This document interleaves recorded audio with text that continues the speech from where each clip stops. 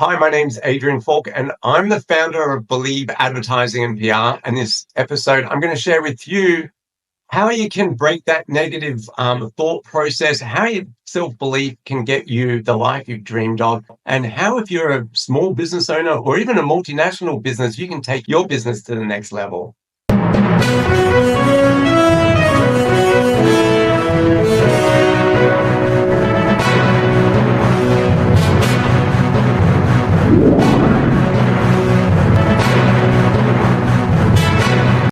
Welcome to yet another exciting episode of the Online Prosperity Show, the premium destination for exclusive insights into the journeys of industry leaders and innovators. I'm your host, Prosper Taruvinga, and today I have a special treat for you. Now, Adrian, how are you doing, my man? I'm doing well. How are you doing? I am doing fantastic. I'm really excited for this. The last time I saw you was ages ago, before Zoom was a thing, was it? Now you're making us sound really old, but we're only like 18, so I don't know how that would work. So, yeah. Absolutely. And for those that are watching right now, thank you so much for tuning into the Online Prosperity Show. I want you to imagine studying your own business at the age of 24. And you're armed with nothing but a phone book and an unwavering belief in yourself. I know this sounds like a plot in a daring adventure, doesn't it? But that's precisely what our guest did. And he's a man who took on the Big Apple, and then he returned down under and went on and built an international PR empire.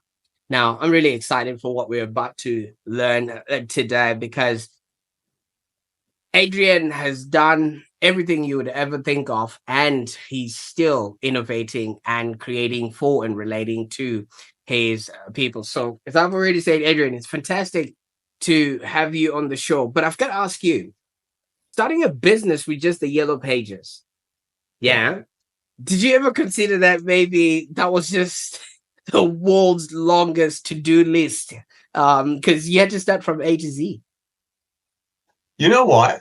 I think when you have the motivation to do something, nothing ever holds you back. And I think that's always been my theory in life. So you just make things work, for better or worse. And for me, when I learned that I never wanted to work for anybody else ever again, don't get me wrong, I loved my time working in New York as a 20-year-old, and that was fantastic. But I knew early on that I wanted to do this for myself. I wanted to be my own boss, in charge of my own destiny. So when I had that, but without any funding behind me, all I really literally had, and this was in 2002, was simply the yellow pages. Websites, a lot of companies didn't even have websites then. I was one of the first advertising PR agencies to have a website, which is great because I kind of ranked really well on Google. So then I just used the tools that I sort of could have access to with pretty much no money, a phone and yellow pages, and that was it. Yeah. Absolutely. And thank you so much for opening us up with that. But 20 in New York, what was the inspiration? I mean, there would have been a lot of jobs for you to do here in Australia. You'd be surprised, actually. So when I was choosing my degree, I always wanted to work in advertising. At the time, this was in 1995 when I started uni. There was really no advertising degree. So I ended up doing a Bachelor of Economics. So technically I'm an economist. At University of Sydney, I majored also in marketing, but marketing at University of Sydney particularly wasn't like fun and games. It was like multivariate data analysis, econometrics. It was very much laden with maths, which was fine. I was always good at maths. But then I knew as I was coming towards the end of my degree, I'm going to walk out here with no advertising experience, which is what I wanted. So then that's where I thought, where's the place to be if you want to work in advertising? That's the Big Apple. So I literally started emailing ad agencies back in 1997 it was, and then I landed a job, and I ended up working really hard, and I got sponsored, and I was working on Fifth Avenue in Manhattan, living the Sex and the City lifestyle was amazing. I was there for 3 years, and I was working with amazing people like Cindy Crawford, and also other accounts like Rockstar Games, which is a video gaming company that now is a multi-billion-dollar business. And yeah, I loved where I worked. I loved the people I worked with, and it was like the most amazing time of my life. Um, and that's why I decided to go there. I thought I wanted to learn from the best, essentially.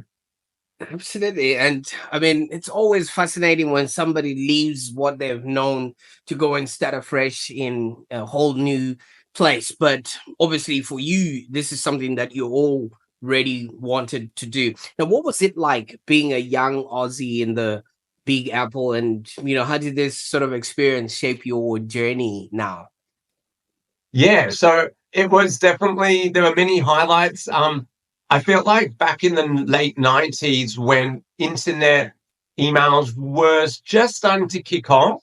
I remember the time that our office, the ad agency I worked at, we had like one generic email address. So anyone that needed something emailed, it had to go through, and then it was like literally someone would print it out. It'd be like, you've got an email, you know what I mean, and deliver it to your door as such. So being Australian was literally like I came from another planet. So I feel like it's still a bit like that in the US, but imagine that like nearly 30 years ago. So there was a lot of novelty. I managed to definitely use my Australian accent to my advantage, especially when I was working in the PR space. So when I pitched journalist stories, I was sent out to do the pitching because I could sort of like win over the journalists on the phone when you're pitching to them and get stories placed. And I think that's where I literally was thrown deep end very quickly with negotiations and anything that was people to people related. And I loved it. I guess it made me realize, I mean, there's a saying, obviously, if you can make it there, you can make it anywhere. And that you really do have to be resilient in New York. The weather is brutal. The summers are horrendous. It can get up to like 40 degrees there. People don't realize, but it feels like a hot 40 degrees here in Sydney. Fortunately, I live near the beach, so you get the ocean breeze. There's none of that. It's just stagnant heat. And then on the flip side, in winter, it will get down to minus 18 degrees Celsius. So you're literally expected to be at work at 9 a.m. with a bundle of snow, and I am absolutely freezing. So it's not just that. You do feel with so many people, it's quite isolating. Calling overseas, I could only afford to call my parents like once a week, even with phone cards. So there was no real, form of communication much with them for a few years. I'd come back for visits, and that would be it, essentially. I don't even think my parents had email at the time anyway, because email was kind of like a new thing. So yeah, it kind of made me really resilient, but it made me also realize, wow, I did this. If I can do this at such a young age, I feel like now the world's my oyster. Like that, because at that young age, you went on and founded Believe Advertising and PR. That was after the 3 years, you had been in America. But I usually find that at that time, like you said, there was not that much technology available to people. So it was usually the old, players in the market that actually had credibility and they would be respected in that space. Now, did you face any skepticism, or did people, maybe judge you based on your age? And do they think you'll be able to handle what it is that you set out to do with Believe? Yeah, definitely. I mean, like when you're starting your own business, I literally didn't really have much to show them except for my enthusiasm, and that was the challenge. So I kind of got my first client, I remember, and it was an electronics store in George Street, and it was creating a flyer for them. And I still remember it was like $300 to design the flyer up and everything like that. And then from there, it went on to bigger and better things. But everyone's got to start somewhere. And I think it's just about building that confidence and doing step by step. I think with anything in life, you have to learn to walk before you can run, essentially. And that's what people see. And unfortunately, now with social media, everybody, it looks like they've made it and millionaires and doing so well. But obviously, it's just the snippets in their highlights reel that you get, and not the blood, sweat, and tears or sometimes obviously social media is smoke and mirrors, as we know, a lot of filters as well, and fillers. Yeah. I like that. Yes, you don't get to see the 25 photos before the one that actually makes the cut, and things of that nature. But in this time, you did obviously work, like you said, with people like Cindy Crawford and things of that nature. But of note, you actually worked with the tennis champion Djokovic. And it's one of those things. You didn't do it once; it was multiple occasions, right? Multiple times. Yeah. So I pretty much became the Novak expert in the marketing and PR world in Australia. And I think it's just based on my experience of working with other A-list celebrities when I was overseas and just having that know-how. So it started with one client had referred me to Head Tennis Rackets. They were doing a massive event, and I came up with the crazy idea with having Novak hitting a tennis ball faster than a speeding race car on the eve of the Australian Open. Um, Head overseas in Austria, where I spoke to them, they loved it. They go, okay, now you've got 4 weeks to get it done. And Christmas and New Year's was thrown in there. So that was fun and a challenge. So I managed to pull that stunt off. And then fortunately, a year later, Seiko Watches heard about it and they approached me. And I literally then had the announcement of Novak being the international face of Seiko and that ambassadorship. And then we did a few other events with Novak and Seiko along the way since then. And then obviously got to continue to work with Seiko, which has been amazing. And so, yeah, it just shows you how, you from the yellow pages, you can really literally start from nowhere. And I think that's why I called myself Believe, because it really does come down to that self-belief in life, and you can achieve anything you do when you just back yourself, essentially. I quite like that. And for a lot of people, they never really know the wrath of being told no, especially when you just bring somebody up from the yellow pages and they're not anticipating your call, but you still have that, like you say, belief in yourself that you will continuously go on and on. But you went on, and like you said, you became an expert in Djokovic. And I think one of the times I noticed in 2021, you wrote an article in Entrepreneur where you were mentioning 5 business lessons that you learned from the tennis star. Well, some of us haven't served a tennis ball in a day in our lives. What were some of these lessons, and which one resonates the most with you that you have now applied in your business? I mean, Novak's the most amazing person, and especially as of late, the last few years, when he really stood by his beliefs with the whole vaccination scenario that was all played out in international screens, and he really stood by us like, no, I'm standing up for whatever reason. I do not want to be vaccinated. That's my belief. And I think, people now realize that whatever you believe in, you just got to back yourself. So I think he's honestly one of the nicest people that I've had the pleasure of working with along the past few decades. I've worked with a whole lot of celebrities from all different levels, and him at his A game has been literally most down to earth, taking time out to appreciate his fans. For example, nothing is ever too much trouble, like making sure he signed everybody's posters and tennis rackets and whatnot before he left any event, and especially his Serbian fans that have been very loyal to him along the way. I think just really appreciating from where he's come from and to where he's been. And that's the thing, like a lot of people possibly in life, when they do get successful, they forget their journey and their roots. And Novak hasn't. Absolutely. And I quite like that because you're right. So many people, the higher they go, they actually forget, their roots and where they've been. But also, don't you think some of that is in reaction to what society has become? Because with every signature, there's a camera behind the scenes. So if he swipes or swats somebody, that might be taken out of context, and that might actually then tarnish his perfectly curated sort of media presence, out there in the public. And speaking of which, there's now a big rise in digital media. How has your approach to PR and sort of advertising evolved over the years, where everybody's now a media house? Like, people like myself, I could be in my office and I have a platform that I can, share people's opinions and views on. Yeah, no, exactly. Well, the world in terms of media is a changing landscape. So, starting out, it was like if you wanted to reach people, it was traditional forms of press like radio, TV, magazines.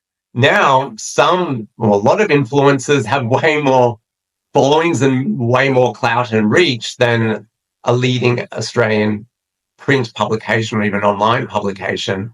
So the thing with everything is nothing ever stays the same, but in some things it all does. So especially in the advertising world, back nearly 30 years ago, I used to write ads for billboards and newspapers and magazines and all of that. Now I've noticed I can use my skill set to write really good Facebook and Instagram ads for digital advertising that are helping a whole lot of businesses across the board, from tradies to mortgage brokers to buyers agents, to really stay in business. Because let's be honest, there's been a cost of living crisis going on internationally. Everybody needs more sales and leads. And now with digital advertising, you can literally launch a campaign in a matter of minutes, and it doesn't have to cost you too much either. I like that. Yeah, and obviously innovating and evolving, still using the same skill sets and the things that you have. You see, Adrian, there's a statement in my culture that says a bird, when it lands on a dry twig, it does not bother whether the twig is going to break or not, because it is fully confident of its wings. And I feel like that's the sort of mantra that sort of paints what you have done. You left Australia, went to the US. You didn't even know what that was going to look like. You came back here, you created your company and you called it Believe Advertising. You've been definitely shifting and innovating and working with whatever is coming your way. The PR game has constantly been changing just because of the media that has been available, and you're dealing with people's reputation, which if anything goes wrong, that's it. That's that's a PR nightmare, so to speak. And now you've written a book, Believe. So I believe self-belief has really played a role in your success. First of all, maybe tell us why that is so important and how can other people achieve that for themselves? Self-belief, I think, is something that really, if anyone, that's the main thing why I wanted to write the book. Was the book's not about me, because no one cares about me as such, but it's more like my 10-step principle program on how you can live the best life ever. And ironically, I actually wrote it before COVID, and I was saying that everyone can have the best 5-year or 10-year plan, but that can go out the window. What are you going to do today to live the best life ever? And so many times the universe has reminded me of that experience with COVID. Last year I had a really bad car accident, got blacked out and that, and literally my life changed, or could have changed even in a second. And it just shows you that you never know what's around the corner, for better or worse. And I think that's where it's like you have to act in this present moment to then start living the life that you want to live. Don't wait until 5 years' time to go to Europe and, retire or whatever, because you may not get there for whatever reason. So I wanted to sort of bundle up some of my lessons in life. Not that I'm so old, but it's sort of like a way that hopefully would inspire and motivate others. And I talk about even my weight loss journey. I've lost over 15 kilos as I was heading towards 40.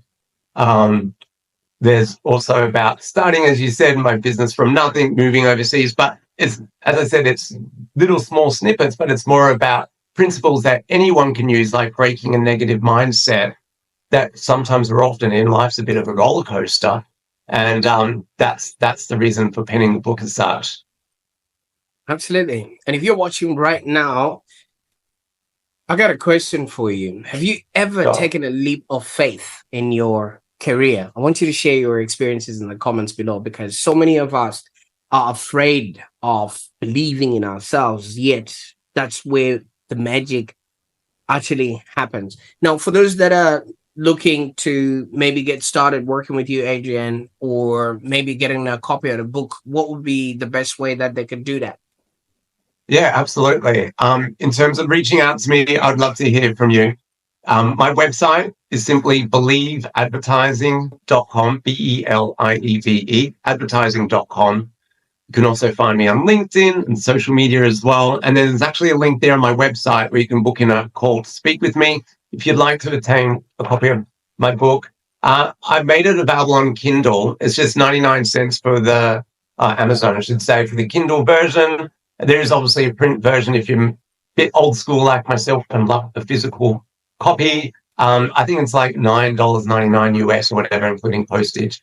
So it's not too bad. And it's more about trying to just enlighten others about living the life you've always wanted to dream of living. Absolutely. I'll definitely make sure even I myself will get my hands on that book. I'll send you one, Prosper. Don't be silly. Well, maybe once I read it, I might be a believer myself as well, because I viscerally think, with the way the world is going right now, we literally have to look within in order for us to then be able to, expand into the world and actually and have a happier existence. So I'll make sure that all those links are in the show notes, and then people can, actually get started on working with you. But we've been dropping a lot of names here: Cindy Crawford, Djokovic, and stuff like that. So people might be thinking, "Oh, I'm not sure if I'm celebrity enough to be working with Adrian." But what sort of people do you work with, and what sort of work would you be interested in taking on moving forward? Sure. Thanks so much. That's a great question. I literally love working with any small business owner. And as I mentioned before, it's literally from tradies. Due to the power of digital advertising, it's amazing. If your business is struggling with leads and sales, I can definitely help you. And there's so many tradies that I help. I generate Facebook and Instagram ads for them. So I'll write the ads, I'll design it, I take care of it all for them. I even upload it on their account. I also build out a whole automation system so you don't even have to worry about following up with the leads. And there's an AI element, which is cool because we're in this AI space now. And it's really affordable. It's really not much. And I tell people, you can start advertising from as little as $10, $20 a day on Meta. Like, it comes down to having a very good ad. And that's what it's about. It's not having about big budgets. It's about just having creative ads to stop people scrolling. And that's where I come into play. I'm not going to sound conceited, but I know a thing or two when it comes to ad writing. So I write really good ads. On the flip side, I have helped a lot of national, international businesses as well with their advertising and their publicity. And so there's really a service for everybody, no matter how big or small you are. Absolutely. Now, Adrian, you should have seen me before we started talking. I was shaking in my boots because I was like, I'm speaking to this celebrity today. What am I going to say? And I was a little bit, starstruck. But you are obviously showcasing to people that anyone that really is in business and has some sort of a service and wants to reach some defined audience, you will be definitely able to help them. Now, maybe let's just look at what's happening now. You've been in the industry for over 2 decades, and you started literally when, Yellow Pages was still a thing. Now, some people use it as a doorstop. I don't know if they're still delivering or still creating it. It started getting thinner and thinner, I think it was just people that were taking the pages out and then they didn't bother to replace them. How do you see, maybe we're looking ahead? You did mention AI. That's the reason why I'm coming up with this question. How do you first of all stay ahead of the trends and ensure that you stay relevant in this ever changing landscape? And that's the thing. And I do believe this is the secret. If any business owner, has been in business for a few years, they will tell you that you do need to keep evolving. And that would be my message. So, for example, if you advertise on radio 5 years ago, that may not work for you anymore. And the same with TV. Back in the day, to have a surefire sale of FMCG product, fast moving consumer good product, whether toothpaste or what have you, you just run a few ads on primetime TV. That's not going to work anymore. People don't watch free to air as much TV anymore. They might watch some catch up TV, but they're often on their phones or watching Netflix. So people have to realize that the world is changing very rapidly, especially since COVID. The technology is changing rapidly. So if you want to continue to, evolve, you have to evolve and adapt these new technologies that are here. And that's where having my finger on the pulse always, I can definitely help people with their marketing and advertising strategies. And the brilliant thing is, as I mentioned back, 2 decades ago, to do any ad campaign will cost you hundreds of thousands of dollars for the media, the production, everything.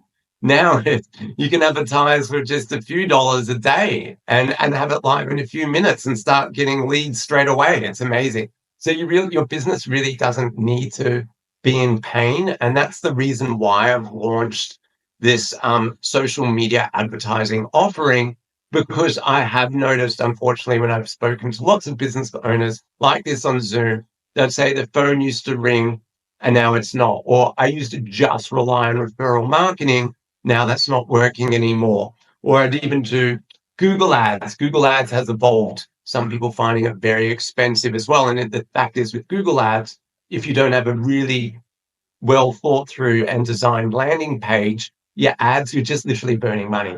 So the beauty of which is why I love Facebook and Instagram ads is essentially their targeting is amazing, and it's irrelevant what your website is doing.